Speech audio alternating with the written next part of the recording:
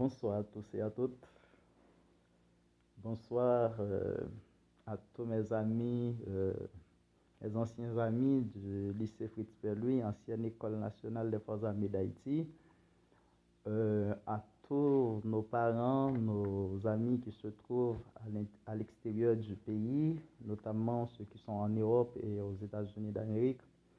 Nous pensons également à tous nos amis du SECDA, nos élèves, nos collègues professeurs et membres de la direction de l'école. Nous pensons à certains amis que nous avons à la faculté de droit et des sciences économiques, notamment ceux de la promotion 2017-2021 et la nouvelle promotion de cette année. Alors, comme c'était promis, c'est notre premier essai et aujourd'hui nous allons considérer entre autres les considérations générales sur le leadership. Est-ce que parce qu'on est enfant, on ne veut pas être leader? Est-ce que parce qu'on est jeune, on ne peut pas être un leader? Comment est-ce que peut-on être justement pour être justement un leader? Alors, voyons entre autres certaines considérations générales sur les leaderships. Alors, je dois vous dire en passant que ça va prendre certainement du temps, probablement dans plusieurs essais, plusieurs capsules, pour essayer de cerner justement le thème leadership. Considération générale. Nous voulons répondre à une question très importante. Qu'est-ce qu'un leader? Qu'est-ce qu'un leader? À cette question, nous répondons premièrement, un leader, c'est une personne investie d'une autorité. Un leader, c'est une personne investie d'une autorité. Étant une personne investie d'une autorité, il doit commander, il doit conduire, il doit guider ceux qui sont placés sous sa responsabilité avec amour, avec compétence. Il s'entoure de conseillers, d'assistants compétents, en disant d'assistants compétents, capables d'éclairer sa lanterne. Le leader ne fonctionne pas tout seul. Donc, il a à côté de lui, des conseillers, d'autres collaborateurs qui sont là justement pour travailler avec lui. Il est disposé à déléguer une partie de son autorité et de sa responsabilité à ses collaborateurs immédiats. Il n'est pas un homme orchestre. Il n'est pas un homme orchestre, mais un chef d'orchestre. Donc, sa tâche est de synchroniser, d'harmoniser le jeu de tous les musiciens. Diriger, ce n'est pas se précipiter comme un fou d'un lieu à l'autre pour jouer successivement de tous les instruments. Le leader est une personne responsable. Dans certaines solutions, il est appelé à trancher, à décider de façon péremptoire, tout en se disposant aux conséquences de sa décision ou de sa prise de position.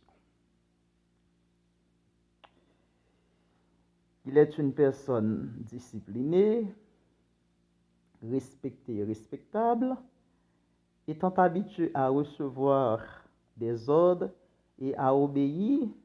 Le leader inspire respect aux autres et sait se faire obéir, transmettre des instructions claires et précises. C'est une personne de principe. C'est une personne respectueuse des règles établies.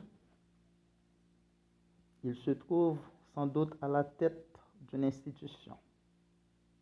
Il dirige l'institution. et la représente où il faut, comme il convient avantageusement un partenaire responsable. Il se fait d'un point d'honneur de respecter les valeurs, les normes et la philosophie de l'institution qu'il dirige.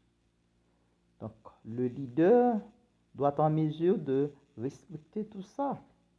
En fait, s'il est responsable d'une institution, plus tard, on verra d'autres en fait, facteurs, mais en fait, le leader doit être en mesure de tout respecter. Mais deuxièmement, le leader est une personne investie d'une mission. Si, premièrement, nous disons, en fait, le leader est une personne investie d'une autorité, donc il a une certaine autorité, mais deuxièmement, le leader est investi d'une mission. Il peut être appelé à concevoir et à réaliser un projet à court, à moyen ou à long terme, c'est-à-dire permettre à une communauté de passer d'un point A à un point B dans un délai déterminé.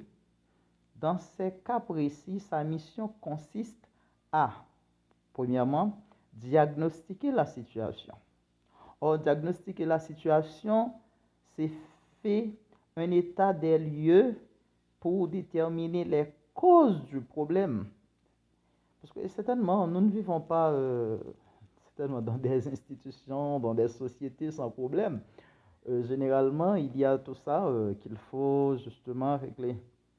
Mais deuxièmement, faire établir des objectifs, c'est-à-dire formuler des objectifs réalistes et réalisables à court, à moyen et à long terme qui permettent la réalisation du projet. Troisièmement, définir une stratégie. Ici, c'est mettre au point un programme, des plans d'action devant permettre l'atteinte des objectifs. Et quatrièmement, il doit déterminer une structure organisationnelle, c'est-à-dire définir les rôles, les responsabilités, les descriptions de tâches, les lignes d'autorité pour chaque niveau de gestion. Il s'agit d'élaborer un organigramme approprié. En plus, il doit trouver des ressources humaines, c'est-à-dire sélectionner, recruter et former un personnel, y compris un nombre suffisant de cadres pour occuper les postes clés de l'organisation. Il doit trouver des ressources matérielles et financières, acquérir l'équipement, les fournitures, les moyens financiers nécessaires pour faire face aux dépenses. Établir des procédures alors déterminer et prescrire la façon dont les activités devront être entreprises et menées à bien.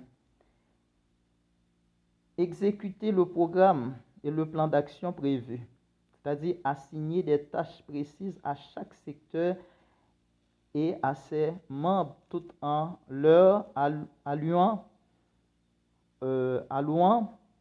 les ressources nécessaires et suffisantes, établir des échéanciers pour l'exécution des tâches, fournir l'information nécessaire, c'est-à-dire communiquer aux employés, à ses collaborateurs, etc., les informations qui les aideront à suivre la stratégie, à appliquer les politiques, à réaliser les programmes et les plans d'action, à améliorer leur performance. Et enfin, comme mission, il doit évaluer le travail accompli, c'est-à-dire comparer les résultats obtenus avec l'objectif visé, mesurer l'écart entre les deux et prendre des mesures de correction. Tous, nous sommes appelés à être des leaders. Et depuis le petit enfance, et la petite enfance, on doit commencer généralement à donner certaines responsabilités.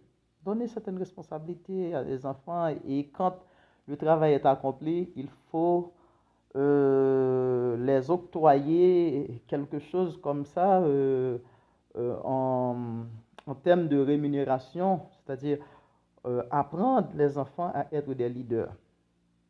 Euh, et nous devons justement nous comporter comme de bons leaders qui ont le sens de responsabilité, capables de réussir dans nos activités, dans tout ce que nous avons à faire. Alors nous croyons que l'autre capsule, ce sera en fait les styles de leadership que nous verrons la semaine prochaine. Merci.